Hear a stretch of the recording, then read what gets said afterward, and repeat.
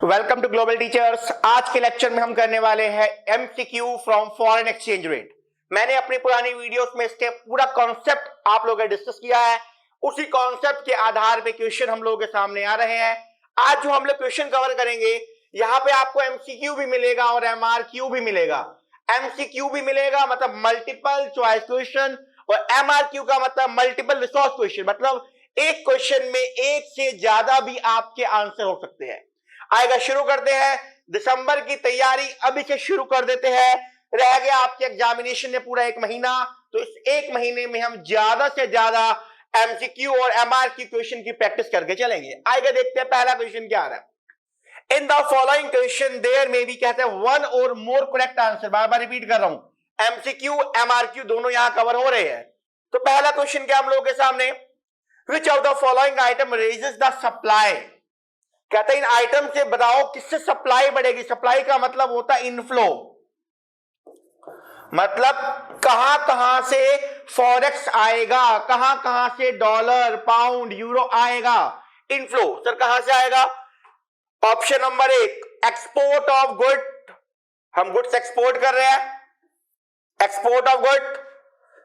China को सामान हम बेच रहे, export of good to China, उनको सामान हम बेच रहे, यहां से आएगा। Indian student going to USA for MBA, यहां तो डिमांड आएगी, यहां पे डिमांड आएगी, यहां पैसा चाहिए हम लोग को, डिमांड आएगी। तो पहले से सप्लाई आ गई, पहला सप्लाई का आ गया। डोनेशन मिली $50 million from Microsoft, it's a US company, US से पैसा इंडिया में आ रहा है, तो ये भी सप्लाई हो गया। Purchase of land in England, ये डिमांड हो गया। तो क्वेश्चन ने पूछा सप्लाई, तो ऑप्शन क्या है, correct answer is A and C. या हम लोग को नॉलेज अपनी अपडेट करनी है, नॉलेज के ऊपर फोकस करना है, एग्जामिनेशन में दिक्कत नहीं आने वाली। देखते अगला क्वेश्चन क्या कहता है। अ चेंज फ्रॉम 2 पाउंड है 140 रुपीज का, और यह हमने कहा जी 1 पाउंड हो गया 60 रुपए का।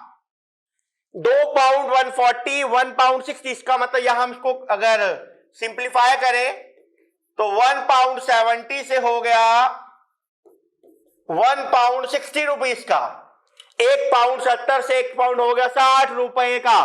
इसका मतलब समझे बात को हम लोग, तो यहां पे आईएनआर और पाउंड, आईएनआर और पाउंड, यहां पे हमारा आईएनआर क्या हो चुका है, एप्रिशिएट, और पाउंड यहां पे हो गया है डेप्रिशिएट। आया क्वेश्चन पढ़ते क्या कहता है, a change from 1 pound is equal to 2 pound को 140 to 60 rupees is equal to 1 pound, क्या इंडिकेट करता है, रुपी क्या हो रहा है। A option appreciate, B option depreciate, C neither A nor B, या D option either A or B. तो हमने क्या कहा जी, हमारा आईएनआर एप्रिशिएट होगा। Correct answer is option number A. The correct answer is option number A. चलते आगे, अगला क्वेश्चन क्या आ रहा है। Dash refer to a system in which foreign exchange determined by the market forces. Market forces और central bank भी influence करेगा। दो आ रहे हैं, सेंट्रल बैंक भी आ रहा है और मार्केट फोर्स दोनों मिलके आ गए। तो हमने डिस्कस किया था अपने पुराने लेक्चर में, इस सिस्टम को हम क्या बोलते हैं, इसको हम कहते हैं managed floating system, and it is also known as dirty floating. Manage floating बोलो, डर्टी फ्लोटिंग बोलो। Correct answer option B and C. Flexible में खाली मार्केट फोर्सेस होता है, फिक्स्ड में खाली गवर्नमेंट का इंटरवेंशन होता है, मैनेज्ड में दोनों का हाइब्रिड होता है। तो यहां ऑप्शन हम लोगों के पास है B and C, B and C. चलते आगे, देखते अगला क्वेश्चन क्या है हम लोगों के सामने। सप्लाई कर्व, सप्लाई कर्व कैसा होता है, सप्लाई कर्व कैसा होता है। सप्लाई कर्व को बोलते हैं पॉजिटिवली स्लोप्ड, सप्लाई कर्व को कहते हैं upward sloping, positively sloped due to law of supply. और डिमांड कर्व को कहते हैं नेगेटिवली स्लोप्ड या डाउनवर्ड स्लोपिंग। तो याद रखो सप्लाई कर्व कैसा है, क्या हॉरिजॉन्टल है, नो, क्या वर्टिकल है? No. Downward? No. The correct answer is option number D. Supply curve होता है अपवर्ड स्लोपिंग, या इसको एग्जामिनर ये भी कहते हैं पॉजिटिवली स्लोप्ड कर्व. बेहद इंपॉर्टेंट क्वेश्चन है, एमसीक्यू पैटर्न एग्जामिनेशन में जो आने वाला है. जस्ट 1 महीना रह गया आपके एग्जामिनेशन को, और उन कॉन्सेप्ट की ढंग से तैयारी करते हुए चलेंगे हम लोग. तो डाउनवर्ड नहीं है, अपवर्ड है. अगर कहता है डिमांड कर्व कैसा है, तो हम कहते हैं डाउनवर्ड. डिमांड कर्व डाउनवर्ड क्यों है? लॉ ऑफ डिमांड के कारण. सप्लाई कर्व अपवर्ड क्यों है? लॉ ऑफ सप्लाई के कारण. क्या कहते हैं, बात करेंगे. डेप्रिसिएशन ऑफ डोमेस्टिक करेंसी, बार बार क्वेश्चन आ रहा है और एग्जामिनर का फेवरेट क्वेश्चन है. डेप्रिसिएशन, एप्रिसिएशन, डिवैल्यूएशन और रिवैल्यूएशन. कॉन्सेप्ट को पकड़िए, कॉन्सेप्ट पे काम कीजिए, क्वेश्चन आपके अपने आप होते हुए चलेंगे. कॉन्सेप्ट के लिए आप पुरानी वीडियो को देख सकते हैं, डिस्क्रिप्शन में उसका लिंक आपको अवेलेबल हो जाएगा. तो डेप्रिसिएशन क्या कहता है sir? Depreciation of domestic currency से क्या होगा, हमने डिस्कस किया था. डेप्रिसिएशन से हमारा एक्सपोर्ट बढ़ जाता है, इंपोर्ट हमारा कम हो जाता है, नेशनल इनकम हमारा इंक्रीज हो जाएगा. ये हमने बात डिस्कस किया आप लोगों से. तो क्या depreciation lead to rise in? The correct answer is option number A. हमारा इंपोर्ट कम हो जाएगा और एक्सपोर्ट हमारा बढ़ जाएगा. ऑप्शन नंबर आ चुका है ए.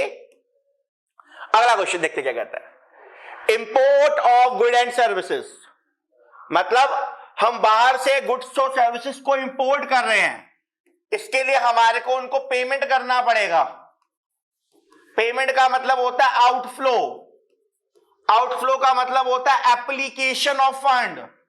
फंड को इस्तेमाल कर रहे हो इंपोर्ट करने के लिए, तो जब भी इंपोर्ट करोगे तो क्या होगा? पेमेंट होगा, आउटफ्लो होगा, एप्लीकेशन होगा. या मुझे डॉलर चाहिए, चाहिए का मतलब डॉलर की डिमांड बढ़ जाएगी, मतलब फॉरेक्स की डिमांड बढ़ जाएगी. तो हम क्या कहेंगे? raises the demand of foreign exchange. raises the demand of, option is B. एक बात और सुनिएगा, अगर मान लो क्वेश्चन में लिखा होता एक्सपोर्ट, एक्सपोर्ट करेंगे तो हम क्या कहेगा? इनफ्लो आएगा, सोर्सेस आएंगे, तो आंसर बन जाएगा सप्लाई. इंपोर्ट का कॉन्सेप्ट में डिमांड बढ़ती है, इंपोर्ट में डिमांड बढ़ती है, और एक्सपोर्ट में सप्लाई. सप्लाई का मतलब इनफ्लो, सप्लाई का मतलब इनफ्लो, डिमांड का मतलब आउटफ्लो. सप्लाई कर्व अपवर्ड या positively slope, demand curve downward या negatively slope. Supply curve upward क्यों है? Due to law of supply. Demand curve downward क्यों है? Due to law of demand. इन सभी कॉन्सेप्ट को याद रखिएगा, क्योंकि एग्जामिनर क्वेश्चन पूछेगा, या तो एमसीक्यू में आ गया या आ जाएगा रीजन और एजर्शन की फॉर्म में, और वो क्वेश्चन आपको थोड़ा परेशान भी करेगा. परेशान नहीं होना, अगर आपका कॉन्सेप्ट स्ट्रांग होगा तो कभी भी आपको एग्जामिनेशन में परेशान होने की आवश्यकता नहीं पड़ेगी. आओ देखते हैं अगला क्वेश्चन क्या कहता है. फ्लेक्सिबल एक्सचेंज रेट को हम क्या बोलते हैं? मैंने बताया, आज ही मैंने बताया है सर. डर्टी और जो पैक्ड होती है, ये पैक्ड वाला होता है सर, फिक्स्ड वाला. मैं सारी बातें बताता हूं हर क्वेश्चन में आके. सर पैक्ड वाला होता है फिक्स्ड वाला, सर डर्टी वाला होता है मैनेज्ड वाला. हमने पूछा फ्लेक्सिबल, फ्लेक्सिबल का मतलब होता है फ्लोटिंग, फ्लोटिंग को बोलते हैं फ्री. तो option is C, option is C. Packed को बोलते हैं फिक्स, डर्टी को बोलते हैं मैनेज. लेकिन यहां पूछा फ्लेक्सिबल, फ्लेक्सिबल का मतलब फ्लोटिंग, फ्लोटिंग का मतलब फ्री. आएगा अगला क्वेश्चन. Devaluation of currency. मैंने बताया था डीवैल्यूएशन और रिवैल्यूएशन क्या होता है. जब भी गवर्नमेंट के द्वारा अपनी करेंसी की वैल्यू को कम कर दिया जाए, अपनी करेंसी की वैल्यू को वीक कर दिया गवर्नमेंट के द्वारा, उसको बोलते हैं डीवैल्यूएशन. और जब भी गवर्नमेंट के द्वारा अपनी करेंसी की वैल्यू को बढ़ा दिया जाए, गवर्नमेंट के द्वारा, बाय द गवर्नमेंट, उसको बोलते हैं रिवैल्यूएशन. सर क्या कह रहे हैं? डीवैल्यूएशन से क्या होगा? हमने डिस्कस किया, जो डेप्रिसिएशन से होगा वही डीवैल्यूएशन से होगा. बस दोनों में अंतर है. क्या है? डेप्रिसिएशन कॉन्सेप्ट है फ्लेक्सिबल का, और डिवैल्यूएशन कॉन्सेप्ट है आपका क्या नाम, फिक्स का कॉन्सेप्ट है. क्वेश्चन क्या कहता है समझते हैं. डिवैल्यूएशन से क्या होगा? ए ऑप्शन है reduction in the value of domestic currency by the government, by the market forces. Option number B reduction in the value of domestic currency by the government. Devaluation by the government. Correct answer is option number B. अगर यहां लिखा होता depreciation तो answer आता option number ए। अगर लिखा होता depreciation तो आंसर आता ऑप्शन नंबर ए। चलते अगले क्वेश्चन में चलते, क्या कहता है अगले क्वेश्चन देखिएगा। अदर थिंग रिमेनिंग अनचेंज, बहुत बढ़िया। कहता है अदर फैक्टर में कोई चेंज नहीं आया, अदर फैक्टर में कोई चेंज नहीं है। When in a country the price of foreign currency rises, इसका मतलब क्या, पहले समझेंगे इसका मतलब समझेंगे। कह रहा है price of forex rises, forex का प्राइस बढ़ रहा है, इसका मतलब हमारी फॉरेन करेंसी एप्रिशिएट हो रही है। अगर फॉरेन एप्रिशिएट है तो डोमेस्टिक करेंसी डेप्रिशिएट हो रही है। जब डोमेस्टिक करेंसी डेप्रिशिएट होगी तो एक्सपोर्ट बढ़ेगा, इंपोर्ट कम होगा, नेशनल इनकम बढ़ेगा। अब क्वेश्चन समझते, क्वेश्चन के हमने सारी बात बना ली, ये सब बातें आपको माइंड में रखनी है क्वेश्चन को अटेम्प्ट करते समय एग्जामिनेशन में। तो क्या कह रहा sir, other thing unchange when in a country price of forex rises, forex का प्राइस बढ़ गया मतलब वो एप्रिशिएट हो गया, हम डेप्रिशिएट हो गए, नेशनल इनकम क्या होगा, हमने कहा जी राइज होगा, ऑप्शन नंबर ए राइज होगा, फॉल होगा, दोनों होगा नॉट। तो हमारे कॉन्सेप्ट के अकॉर्डिंग आंसर नंबर आया A, likely to rise, likely to rise. चलते आगे। अगर कॉन्सेप्ट में कोई दिक्कत तो हार्डली 20 से 25 मिनट की वीडियो है, मैं उसका लिंक आपको डिस्क्रिप्शन में दे दूंगा, उस वीडियो को पूरा देखिए और इन क्वेश्चंस को अटेम्प्ट कीजिए। फिर भी कोई डाउट आए तो आप अपने क्वेश्चन चैट बॉक्स में छोड़ सकते हैं, इसका आपको आंसर अवेलेबल हो जाएगा। चलते आगे, सर क्या कहता है, अदर थिंग रिमेनिंग सेम, बहुत उम्दा क्वेश्चन आ रहा है।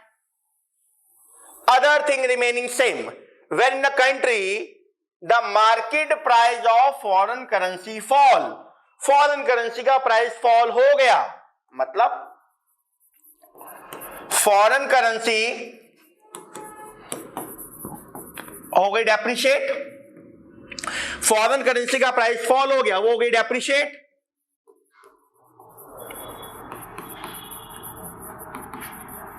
डोमेस्टिक करेंसी यहां पे हम लोगों की हो गई एप्रिशिएट, फॉरेन हो गई डेप्रिशिएट, डोमेस्टिक हो गई एप्रिशिएट। जब डोमेस्टिक एप्रिशिएट होगा तो हमने क्या डिस्कस किया था, एक्सपोर्ट कम होगा, इंपोर्ट बढ़ेगा, नेशनल इनकम कम हो जाएगा।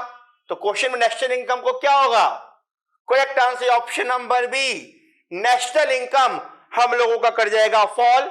इस कॉन्सेप्ट के अकॉर्डिंग, ये पूरा कॉन्सेप्ट लेक्चर में ऑलरेडी आपको दे चुका हूं, पुराने लेक्चर्स में आप वीडियो जाकर देख लीजिएगा। अगला question, other thing remaining the same, question की लैंग्वेज चेंज है, बाकी क्वेश्चन लगभग वही है। When forex become cheaper, forex cheaper हो गई मतलब फॉरेक्स हमारा क्या हो गया, डेप्रिशिएट हो गया। इसका मतलब डोमेस्टिक एप्रिशिएट हो गया। जब डोमेस्टिक एप्रिशिएट होगा तो कॉन्सेप्ट पे जाइए, क्वेश्चन कोई भी हो कॉन्सेप्ट आपको आना चाहिए। तो हमने क्या बोला, क्वेश्चन क्या आता है हमारा, फॉरेक्स चीपर हो गया तो मतलब फॉरेक्स डेप्रिशिएट हो गया, हम एप्रिशिएट हो गए। जब हम एप्रिशिएट होंगे तो हमारा एक्सपोर्ट क्या होगा, कम होगा, इंपोर्ट बढ़ेगा और नेशनल इनकम हमारी कम हो जाएगी। तो कम का मतलब यहां पे क्या दिख रहा है, कम का मतलब नेगेटिव, फॉल बोले नेगेटिव बोले एक ही मतलब है। चलते अगला क्वेश्चन देखते क्या आ रहा है। The value of US dollar 1 gone down from 73 to ₹70, $1.73 से $1.70 का हो गया, $1.73 से $1.70 का हो गया, मतलब INR एप्रिशिएट कर गया और डॉलर डेप्रिशिएट कर गया। ये बेसिक बात है। अब समझो क्वेश्चन क्या कह रहा है, कहता है A option INR has appreciated, हम भी कह रहे हैं INR एप्रिशिएटेड, हमने भी कहा, ऑप्शन ऐसा ही लग रहा है। Second option US dollar depreciated, अरे सर ये भी सही है, दोनों सही आ रहे हैं। Option number third both A and B. तो बहुत बढ़िया, हमें आंसर मिल गया है। आंसर हमारा C, both A and B. INR appreciate होगा और डॉलर यहां पर डेप्रिशिएट होगा। अगला क्वेश्चन समझेंगे, क्वेश्चन क्या कहता है। 70 रुपीज आर रिक्वायर्ड, 70 रुपए चाहिए $1 को खरीदने के लिए 68 की बजाय, मतलब पहले हमारे को 68 चाहिए थे, अब चाहिए 70 रुपीज। समझते हैं बात को। $1 को खरीदने के लिए पहले 68 चाहिए थे ओल्ड, नाउ $1 के लिए हमारे को चाहिए 70 रुपीज। क्वेश्चन को समझो, 70 are required to buy $1 instead of, इसकी बजाय, तो पहले 68 था, अब चाहिए 70 रुपीज। का मतलब यहां पे क्या हो गया सर, INR हो गया। यहां पे हमारा INR क्या हो रहा है, डेप्रिशिएट। $, हो रहा है यहां पर एप्रिशिएट। और क्वेश्चन को समझेंगे क्या कहता है। 68 से 70 का हो गया, कह रहे एक्सपोर्ट बढ़ेगा, इंपोर्ट बढ़ेगा, एक्सपोर्ट टू यूएसए होगा, इंपोर्ट होगा, ए एंड बी, या इधर ए इधर बी। हमने देखा यहां पे हमारा क्या होगा जी, INR डेप्रिशिएट हो रहा है। जब डेप्रिशिएट होता है तो हमने क्या कहा, एक्सपोर्ट बढ़ेगा, इंपोर्ट कम होगा, नेशनल इनकम इंक्रीज कर जाएगा। तो इस केस में क्या होगा, क्या बढ़ेगा जी, export to USA. The correct answer is option number A, export to USA. देखते अगला क्वेश्चन क्या आ रहा है। When there is appreciation of currency, जब भी डोमेस्टिक करेंसी अप्रिशिएट होती है, मतलब $1 मान लो मैंने कहा 70 रुपीज से $1 68 का हो गया, इसका मतलब यहां पर INR, इसका मतलब यहां पर INR हो चुका है अप्रिशिएट। अब INR अप्रिशिएट हो गया तो क्या इफेक्ट हमने डिस्कस किया था, एक्सपोर्ट कम होगा, इंपोर्ट बढ़ेगा, नेशनल इनकम डिक्रीज होगा। अब देखते हैं ऑप्शन क्या आते हैं। When there is a appreciation of currency, तो क्या होगा, कहता है इंपोर्ट महंगा हो जाएगा। हमने कहा जी एक्सपोर्ट कम होगा, इंपोर्ट बढ़ेगा। एक्सपोर्ट कम का मतलब एक्सपोर्ट कॉस्टली हो गया, इंपोर्ट ज्यादा का मतलब इंपोर्ट सस्ता हो गया, तभी ज्यादा करे, तो इंपोर्ट क्या हो गया, चीपर हो गया। अब समझेंगे ऑप्शन क्या कहता है। कहता है when there is appreciation of currency, तो import become costlier, export become cheaper, import become cheaper, या नो इफेक्ट ऑन एक्सपोर्ट। तो हमारे ऑप्शन के अकॉर्डिंग देखेंगे तो हमने कहा इंपोर्ट हमारा बढ़ जाएगा, इंपोर्ट हमारा चीपर हो जाएगा। तो ऑप्शन नंबर आ गया सी। क्वेश्चन 14 का आंसर ऑप्शन नंबर सी आपका, इंपोर्ट आपका चीपर हो जाएगा, तभी हमारा इंपोर्ट क्या कर जाएगा, इंक्रीज कर जाएगा। देखते एक दो क्वेश्चन और कवर करते हैं। Due to depreciation of forex, समझना बातों को, due to depreciation of forex, forex depreciate कर गया, मतलब फॉरेन करेंसी